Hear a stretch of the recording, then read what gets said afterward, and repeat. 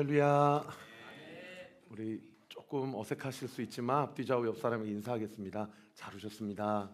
잘 오셨습니다. 잘 오셨습니다. 제가 잠깐 기도하고 말씀 전하겠습니다. 하나님, 1월 셋째 주일 예배 주님 앞에 올려드립니다. 우리가 이 자리 가운데 앉아 있는 것은, 그리고 이 자리 가운데 나올 수는 없었지만 또 온라인으로 각자의 골방에서 주 앞에 예배드릴 수 있는 것은 우리의 결정과 우리의 의지가 아닌 주께서 나를 택하시고 나를 여기까지 인도하신 철저한 주의 은혜임을 고백합니다. 아버지 하나님, 오늘 문턱만 밟고 돌아가는 일이 없게 하시고 지성소 깊은 곳으로 나아가 하나님이 계신 그곳에서 주의 얼굴을 보고 주의 음성을 들으며 주께서 우리를 안으시고 우리를 품으시는 그 주님의 숨결과 품을 온전히 누리는 영적인 신령과 진정의 예배가 되게 하여 주옵소서. 지혜가 필요한 자들에게 지혜를 구하면 꾸짖지 아니하시고 후히 주신다고 약속해 주셨습니다. 지금 가정에 또 여러 가지 사업과 직장 생활과 생업 가운데 지혜와 영적 분별력이 필요한 성도들에게 오늘 말씀을 통하여서 지혜를 주시기를 기도합니다.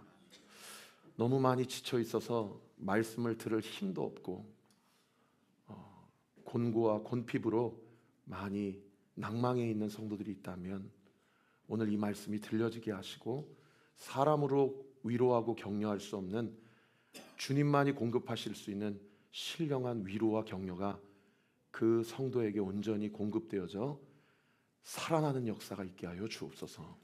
감사드리고 예수 그리스도 이름으로 기도합니다. 아멘.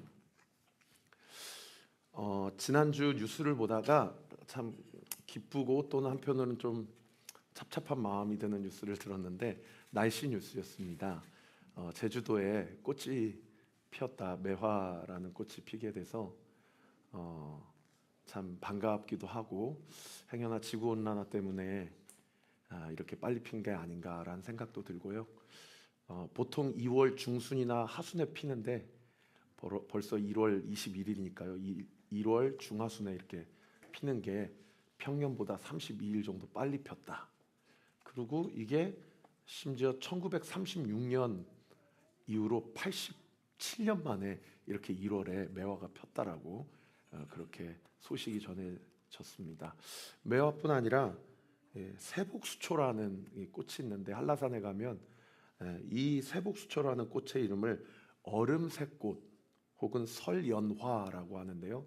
왜 그런가 하니 눈에 덮여있는 땅에서 그 얼음을 뚫고 피는 꽃이라고 그래서 세복수초 혹은 얼음새꽃이라고 그렇게 이야기를 하는데 이 꽃도 지난주에 제주도에서 폈다고 하더라고요.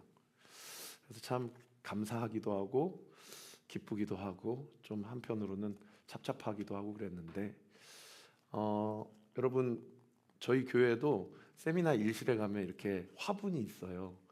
근데 화분에 한 2주 전에 이파리가 다 떨어진 화분이 있어서 사실은 제가 갖다 버리려고 그랬다가 혹시나 몰라서 이제 물을 좀 주워봤거든요. 그랬더니 엊그저께 확인을 해보니까 조그만한 순이 이렇게 자라는 것을 제가 눈으로 좀 확인을 해볼 수 있었고, 어떤 데는 심지어 이파리가 이렇게 피는 것을 보게 되면서 버리지 않기를 잘했다. 이 꽃이 인격이 있었다면 상처받았겠다. 이런 생각이 들더라고요. 사랑하는 성도 여러분, 인생의 겨울과 같은 그런 시절이 있습니다. 그런데 감사한 것은요, 그 시절이 우리 인생의 전부가 아니라는 거죠.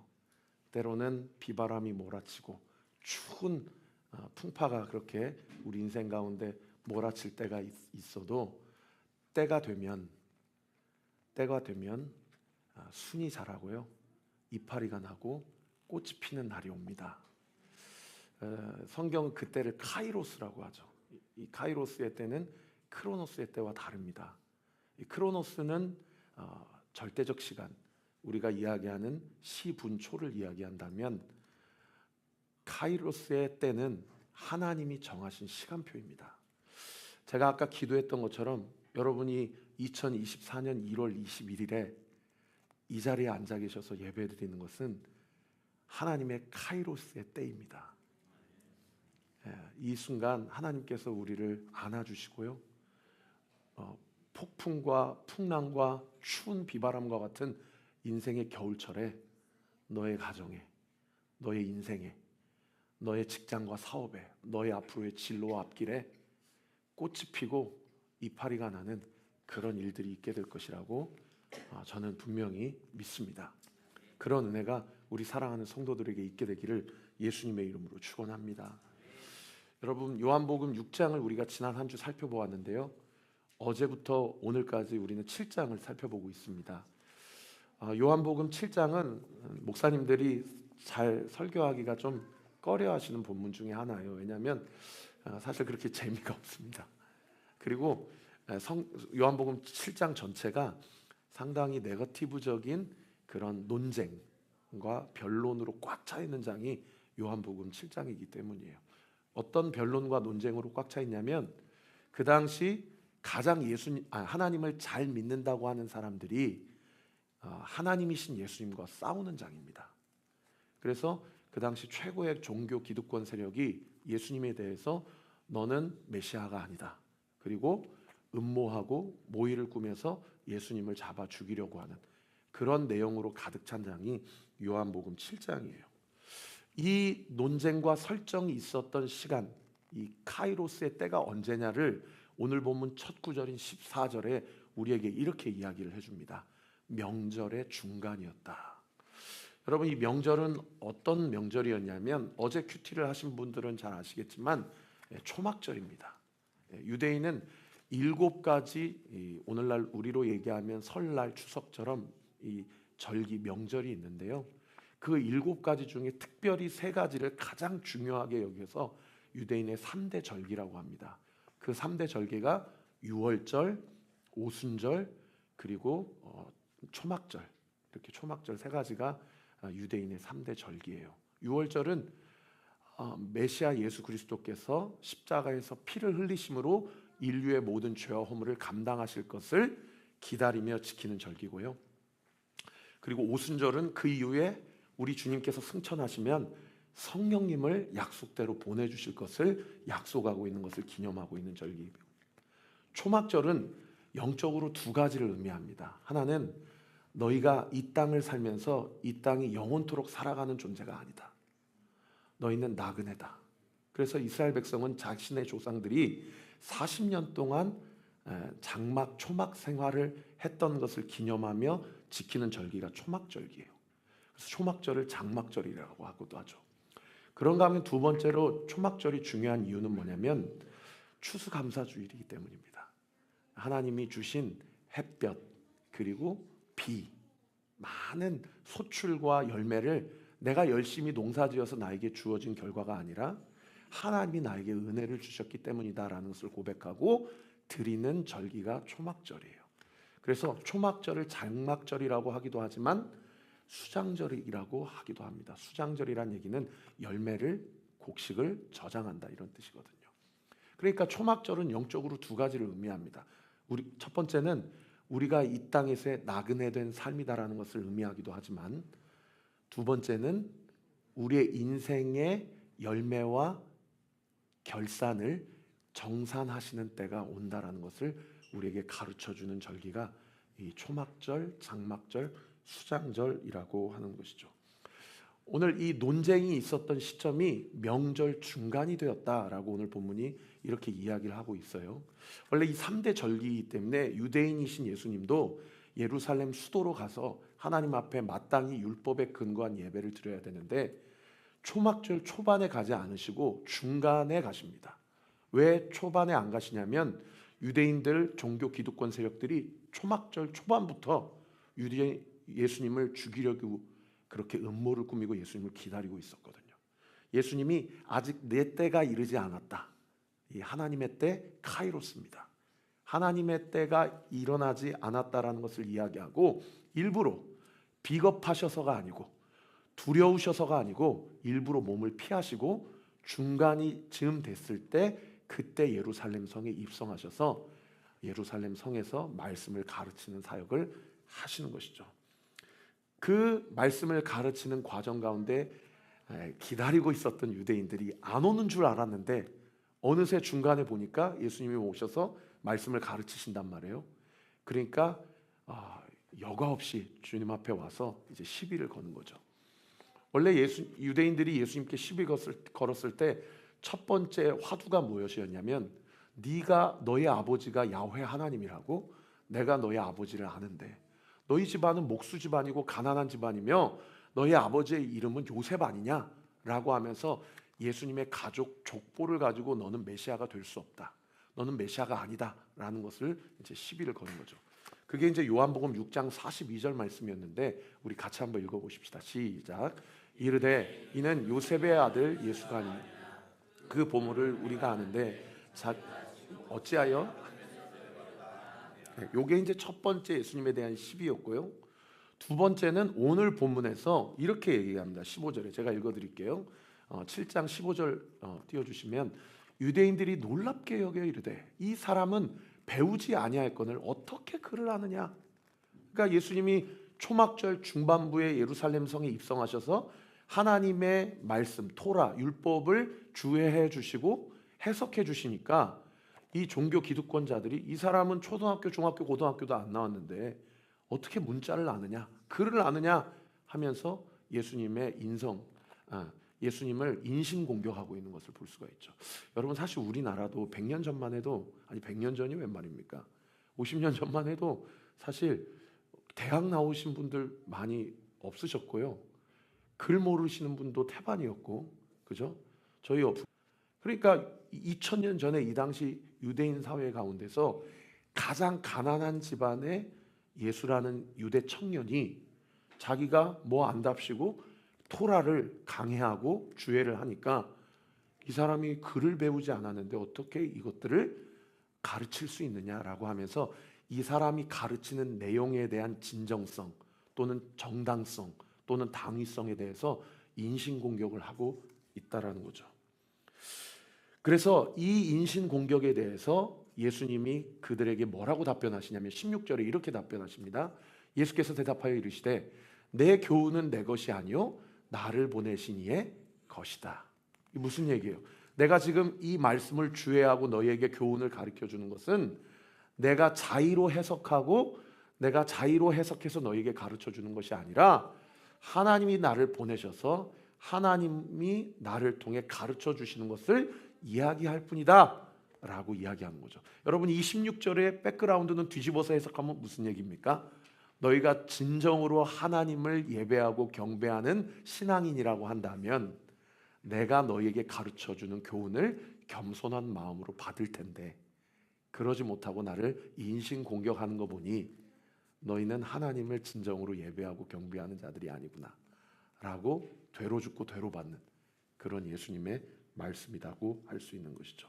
그러면서 17절에 제 눈을 확 휘어잡는 한 표현이 나왔는데 이 부분을 제가 하이라이트를 쳤어요.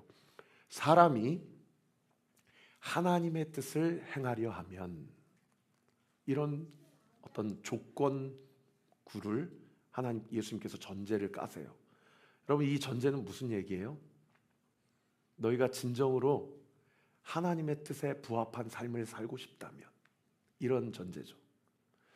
아마 여러분 중에 내가 진정으로 예수님의 말씀대로 하나님의 뜻대로 살고 싶어하는 먼지와 같은 겨자씨와 같은 그런 작은 소망만 있으시다면 17절 다시 한번 띄워주시면 이 말씀이 여러분을 잡을 것입니다. 아까도 우리 선미 성도랑 잠깐 얘기를 했는데 우리 손민수 형제 위해서 기도하고 있잖아요. 선미 자매한테 물어봤어요. 손민수 형제 지금 호스피스에 갔는데 지금 어떤 상황이냐. 그러니까 목사님, 민수 오빠가 꿈에서 천국과 지옥을 봤다고 그래요.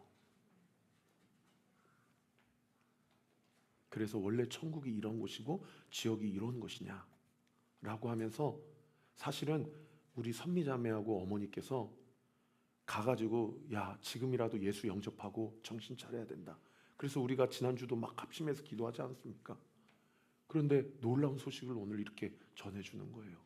그러면서 오히려 가족들에게 예수 믿을 때 제대로 믿으셔야 된다고 그렇게 전하고 있다고 합니다. 지금 벌써 이렇게 복수가 다 차고 발이 붓고 손이 다 부어서 제가 한번 가고자 해도 자기의 모습을 보여주고 싶지 않아서 그냥 기도만 부탁한다고 그래요. 이제 얼마 남지 않았다고 그러는데 여러분, 저는 그렇습니다. 제가 그 얘기를 들었을 때 하나님이 그 영혼을 받으셨구나. 할렐루야. 그런데 남겨진 아이들이 있고 아내가 있잖아요. 그 가족을 위해 기도해야 되겠다, 이런 생각이 들더라고요. 여러분, 손민수 형제 가족을 위해 기도해 주세요.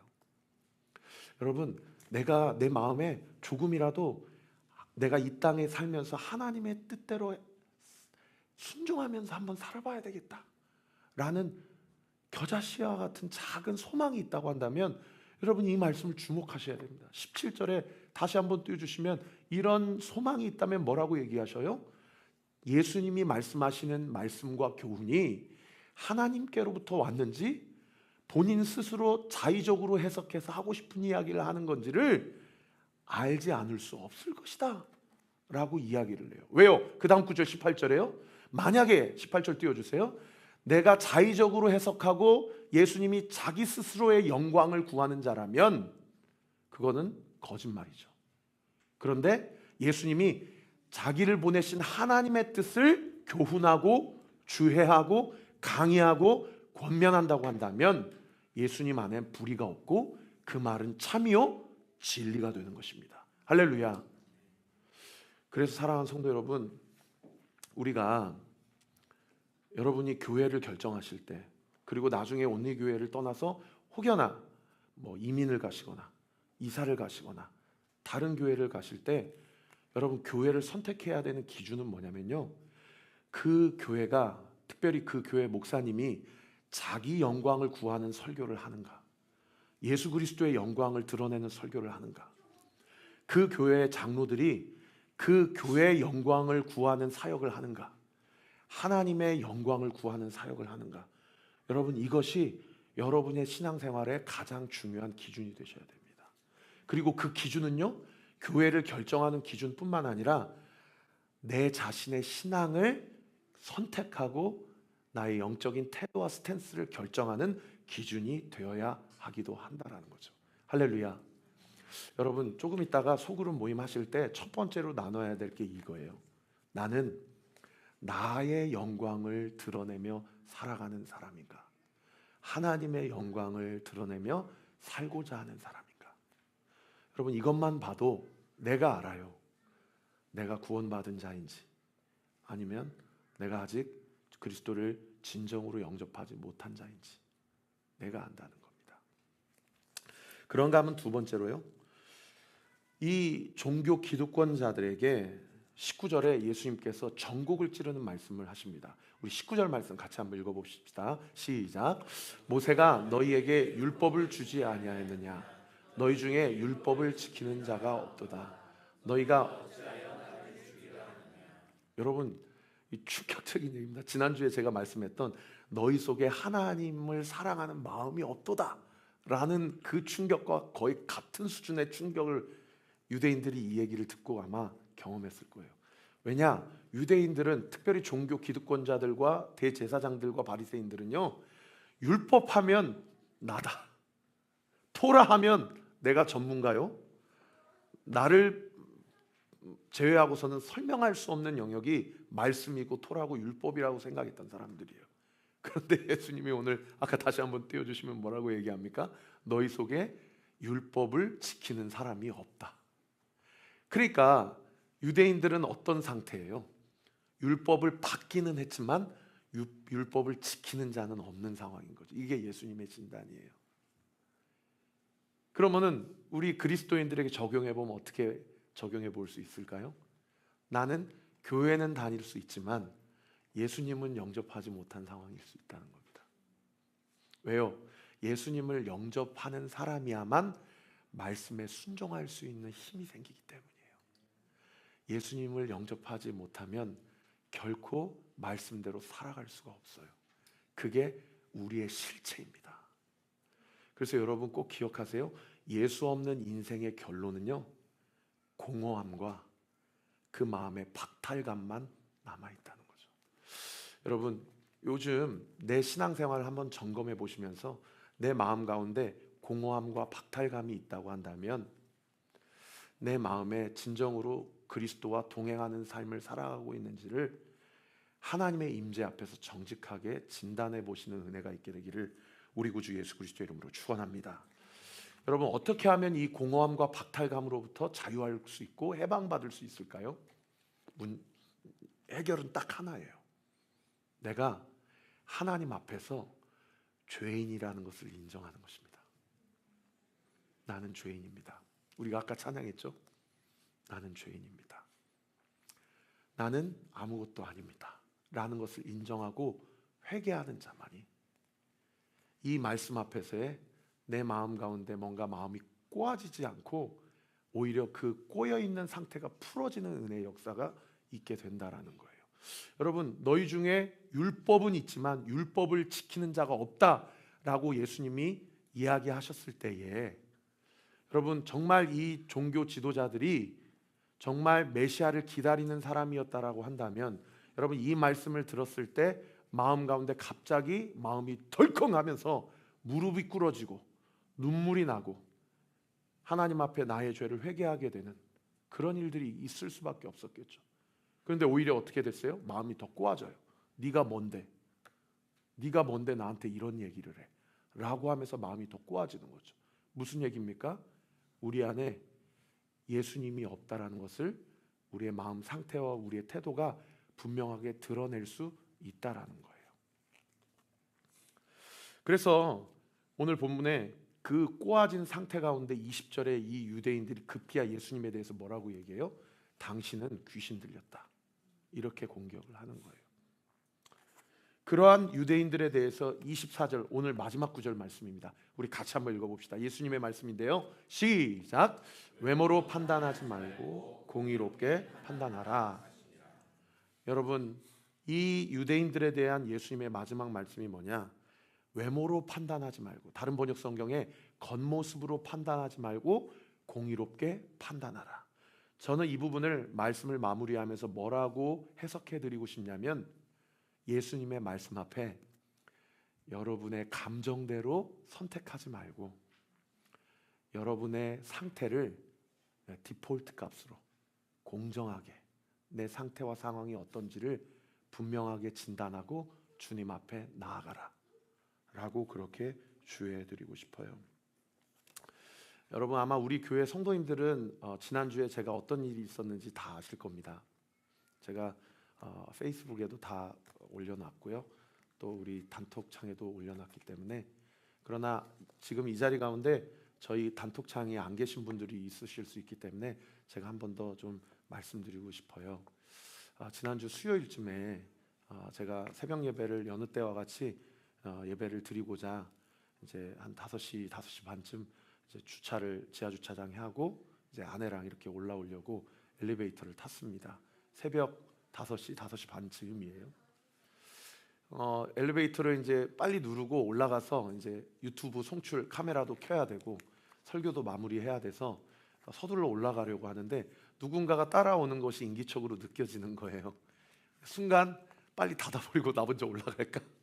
아니면 기다릴까? 이런 고민이 들었는데 왠지 기다려야 되겠다는 생각이 들더라고요. 왜냐하면 새벽 5시 반에는요 이 건물은 어느 곳도 문 열지 않아요. 유일하게 두 곳이 문 엽니다. 11층에 있는 교회와 11층에 있는 홀덤펍이에요. 저희 교회 바로 옆에 있죠. 아니나 다를까 기다려야 될 것 같다라는 생각이 들어서 버튼을 열고 기다리고 있었는데 한 5, 60대쯤 되시는 그런 장년 두 분 남성분께서 아유 감사합니다 하면서 서둘러 이제 엘리베이터를 타셨더라고요. 근데 타시자마자 벌써 술 냄새가 이렇게. 근데 분명히 1층에 주차를 하셨거든요. 이분들 음주운전하셨네. 시겁하더라고요. 근데 이제 본인들 기다려 주셨잖아요. 그러니까 이제 아유 감사합니다. 저희들이랑 같이 홀덤펍 가시는 모양이에요. 그렇게 얘기를 하시던 거예요. 왜냐하면 제가 먼저 11층을 눌러놓고 있었거든요. 근데 본인들도 11층을 누르려고 하다 보니까 이제 눌려져 있는 것을 보고 그렇게 이야기를 하시더라고요. 그래서 아닙니다. 저희는 교회를 갑니다. 그랬더니 너무 얼굴이 빨개지시면서 당황해가지고 그러시냐고 해서 제가 언니교회 목사입니다 이렇게 얘기했더니 아유 그러면서 이렇게 저를 이렇게 손을 잡으시면서 그러시냐고 그래서 그러고서요 지하 1층부터 11층까지 그래도 제 느낌에 한 30초 정도는 걸렸던 것 같아요 올라오는 시간이. 그리고 한 20초를요 서로 이야기를 안 하고 너무 민망한 상황에서 그 시간을 쭉 보내고 저는 이제 제 아내랑 이 교회로 들어오고 그분들은 이제 홀든법으로 들어갔죠. 여느 때와 마찬가지로 요한복음 6장을 저는 분명하게 선포를 하고 설교를 하고 있었습니다. 그런데 설교 중반부 아마 6시 한 15분에서 20분쯤 됐을 거예요. 어떤 분이 여기서 이렇게 들어와 앉으시더니 저 뒷자리에 이렇게 앉으시더라고요. 딱 보니까 세상에 아까 엘리베이터에서 만났던 그 두 분 중에 한 분이에요. 그런데 이분이 이제 제 설교를 쭉 들으시는데 저는 애써 태어난 척하면서 설교를 쭉 이어 나아갔습니다. 여러분 기억나실지 모르겠지만 그날 본문이 어떤 본문이었냐면 요한복음 6장에 오병이어 사건 이후로 사람들이 예수님을 임금으로 왕으로 옹립하려고 하니까 예수님이 제자들을 서둘러 배를 태우고 가버나움으로 건너편으로 보내시고 본인은 혼자 산으로 기도하러 올라가셨어요. 그런데 그 가버나움 건너편으로 배 타고 건너편 가는 길에 제자들이 배 위에서 무엇을 만납니까? 풍랑과 파도를 만나서 정말 죽을 고비를 넘기고요. 다른 공간 복음에는 그 시각이 새벽 3시에서 6시 사이, 즉 가장 어두컴컴한 새벽에 풍랑과 파도를 만납니다. 그때 누가 무리를 걸어서 제자들에게 다가옵니까? 예수님이 무리를 걸어서 제자들에게 다가오죠. 그리고 제자들은 예수님에 대해서 유령이라고 하는데 예수님이 뭐라고 말씀하세요? 내니, 여러분 에고 에임이 기억나시죠? I am who I am, 나다, 나 하나님이다, 내니 두려워 말라. 제가 그 말씀을 설교하고 있었어요. 여러분 예수님 앞에 나가면 여러분의 삶 가운데 두려움이 있더라도 예수님이 그 두려움을 사라지게 해주십니다. 할렐루야.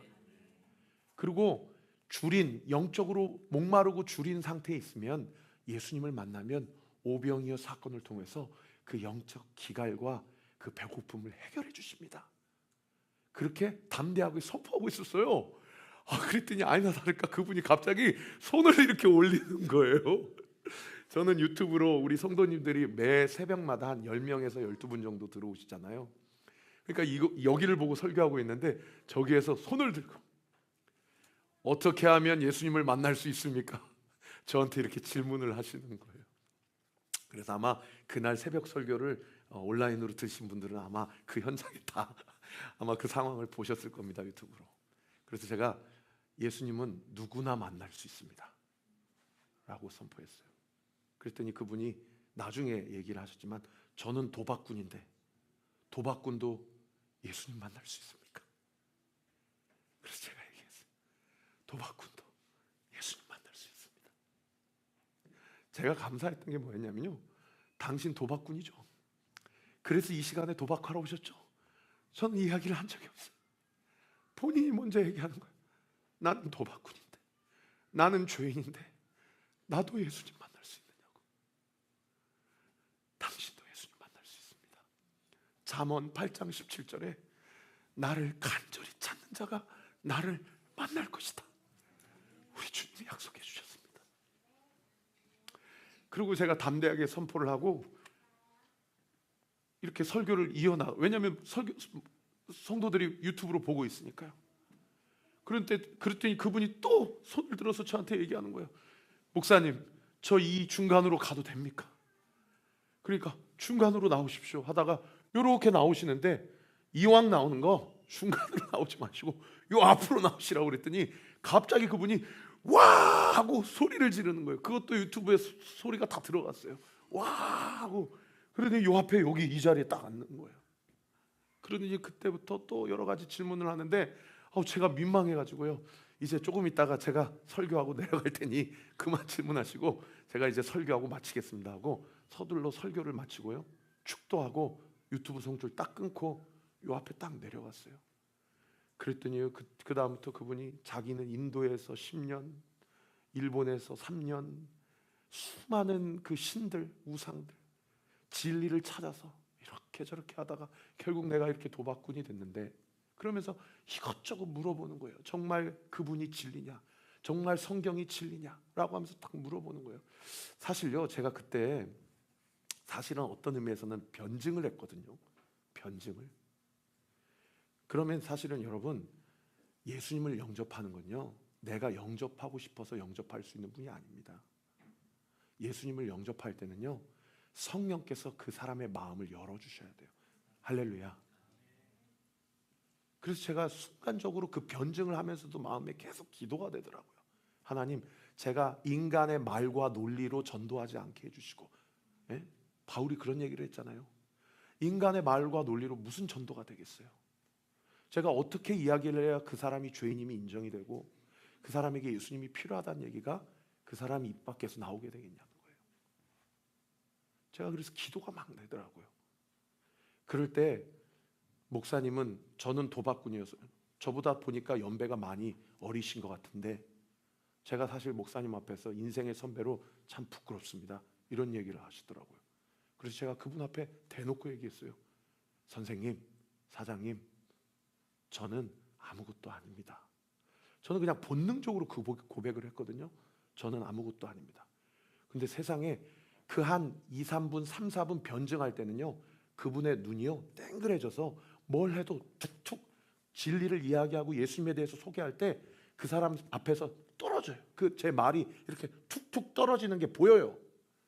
근데 제가 그분 앞에서 저는 아무것도 아닙니다 라고 했더니요, 순간 그분의 눈동자가 흔들리면서요 눈물을 흘리시더라고요. 저는 아무것도. 그러면서 저한테 얘기하시는 게 뭐냐면, 자기는 진리를 찾아다녀서 수많은 종교인들을 만났는데 어느 종교인들도 나는 아무것도 아니라고 고백한 종교인들을 만난 적이 없다는 거예요. 그래서 자기 인생에 단 한 가지 소원이 있다면 지구 탈출이랍니다. 나는 이 세상을 떠나는 것이 내 인생의 소망이다. 그런데 목사님이 나는 아무것도 아닙니다 라는 고백은 자기는 처음 들어본 고백이라. 제가 그래서요, 그 순간 바로 그 팀을 비집고 들어갔습니다. 제가 이 순간 영접 기도라는 걸 좀 하고 싶은데 좀 해도 되겠냐고, 해달라고 하시더라고요. 날 따라서 기도하시라고, 안수하고 기도하고. 내 인생의 주인은 예수님이십니다. 할렐루야. 나는 죄인입니다. 할렐루야. 나는 아무것도 아닙니다. 할렐루야. 그대로 따라해서 고백하셨어요. 그리고 그분은 가시고 저는 저대로 그날 부산에 장례가 있어서 기도도 못하고 바로 서울역으로 출발을 했는데요, 세상에 내려가서 아내랑 이제 차를 타고 출발하려고 하니까 저렇게 진리를 듣고 또 도박하러 가시나 하고 좀 마음에 개운치 않은 마음이 있었는데, 제가 지하주차장에 내려가지고 차를 타고 이제 역으로 출발하려고 하다 보니까 세상에 제 다음으로 바로 엘리베이터 타고 내려오셔서 서둘러 또 가시더라고요. 순간 그런 기도가 나왔어요. 하나님, 저분 우리 교회 나오게 해주세요. 꼭 우리 교회가 아니더라도 주변에 좋은 믿음의 공동체와 목사님을 만나게 해주세요. 그런 기도가 나오게 되더라고요. 여러분 조금 이따 소그룹 모임할 때 이런 고백에 대한 여러분의 마음과 여러분의 한번 감정을 나눠주시면 좋겠어요. 나는 아무것도 아닙니다. 나에게는 예수님이 필요합니다 라고 고백할 때 요즘 나의 상황 속에서 현재 내가 드는 마음과 생각이 무엇인지를 한번 나눠보십시오. 우리 같이 한번, 여러분 마음에 동의가 되신다면, 시켜서가 아니라 여러분 마음에 진정으로 동의가 되신다면 저를 따라서 한번 고백해 주십시오. 나는 아무것도 아닙니다. 나는 예수님이 필요합니다. 나는 아무것도 아닙니다. 나는 예수님이 필요합니다. 나는 아무것도 아닙니다. 나는 예수님이 필요합니다.